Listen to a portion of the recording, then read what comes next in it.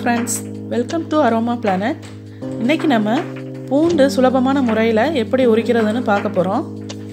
சாதாரணமாக நமக்கு பூண்டு உரிக்கணும்னா ரொம்ப கஷ்டமாக இருக்கும், ரொம்ப நேரம் எடுத்துக்கிறோம். இப்போ நம்ம வீட்டில் ஏதாவது ஃபங்க்ஷன்னா நம்ம பிரியாணிலாம் பண்ணும்போது நிறையா பூண்டு உரிப்போம். அந்த மாதிரி டைமில் ரொம்ப ஈஸியாக ரொம்ப சீக்கிரமாக எப்படி உரிக்கிறதுன்னு இன்றைக்கி நம்ம பார்க்க போகிறோம். வாங்க.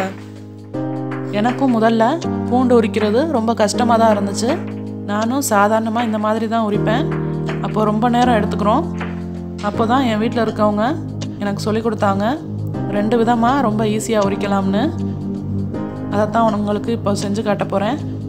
நிறைய பேர் நிறைய விதத்தில் ரொம்ப ஈஸியாக உரிக்கலாம். இது எனக்கு தெரிஞ்ச முறையில் உங்களுக்கு நான் சொல்கிறேன். சாதாரண முறையில் தான் நான் உரிச்சுக்கிட்டு இருக்கிறேன். ஒரு பூண்டு உரிக்க இவ்வளவு நேரம் ஆகியும் அந்த பூண்டில் இருக்க தோல் இன்னும் ஒழுங்காக உரியலை. இப்போ நான் சொல்ல போகிற முறையில் ரொம்ப சுலபமாக உரிக்கலாம். வாங்க பார்க்கலாம்.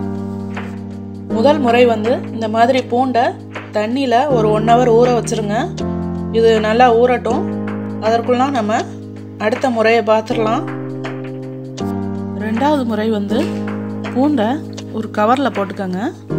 போட்டுட்டு அது நல்லா வெளியே வராத மாதிரி க்ளோஸ் பண்ணிக்கோங்க. பண்ணிவிட்டு இந்த மாதிரி உலக்க வச்சு நல்லா அதை தட்டி விட்ருங்க. பூண்டை தட்டுங்க. ரொம்ப தட்டினீங்கன்னா ரொம்ப அது பூண்டு நசுங்கி போயிடும். அதனால் லைட்டாக தட்டிக்கோங்க.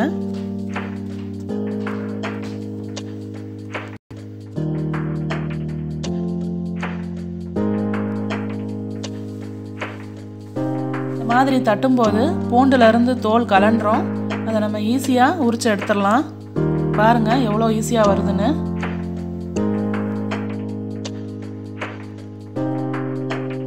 இந்த விதத்தில் பண்ணுறது நிறையா பெண்களுக்கு தெரிஞ்சிருக்கும்.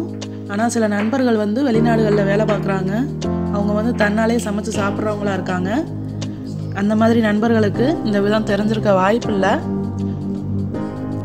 அவங்களுக்கு இந்த வீடியோ உதவலாம்.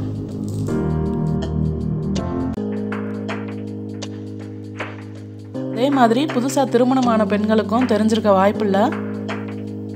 இந்த விதத்தில் பண்ணிங்கன்னா ரொம்ப ஈஸியாக பூண்டை உரிக்கலாம். நமக்கு சாதாரண முறையில் உரிக்கும்போது ஒரு பூண்டு உரிக்கிற நேரத்தில் நம்ம இந்த முறையில் இவ்வளவு பூண்டு உரிச்சிடலாம். நிறையா பூண்டு பாருங்கள் தன்னாலே கலண்டு வந்துடும். நம்ம சும்மா எடுத்தால் மட்டும் போதும், அதை உரிக்கணும்னு தேவையில்லை. இந்த முறையில் அரைக்கும்போது இந்த பூண்டோட முனியில் பாருங்கள் மொக்கு இருக்குது. அதை கத்தியை வச்சு தான் கட் பண்ணணும். அதை ரிமூவ் பண்ணிட்டு தான் பூண்டை அரைக்கணும். இப்போ தண்ணியில் ஊற வச்சு 1 hour ஆயிடுச்சு. இப்போ நம்ம பூண்டை உரிக்க ஆரம்பிக்கலாம். பாருங்கள் எவ்வளோ ஈஸியாக உரிக்க வருதுன்னு. இதே நம்ம சாதாரணமாக பூண்டை உரிக்கும்போது அந்த பூண்டோட மெல்லிசான தோல்லாம் பூண்டில் ஒட்டிக்கிட்டு வராது. அதை எடுக்கத்தான் நமக்கு ரொம்ப சிரமமாக இருக்கும். அதே இப்படி நம்ம ஊற வச்சு செய்யும்போது அந்த மெல்லிசான தோல்லாம் ஈஸியாக எடுக்க வந்துடும்.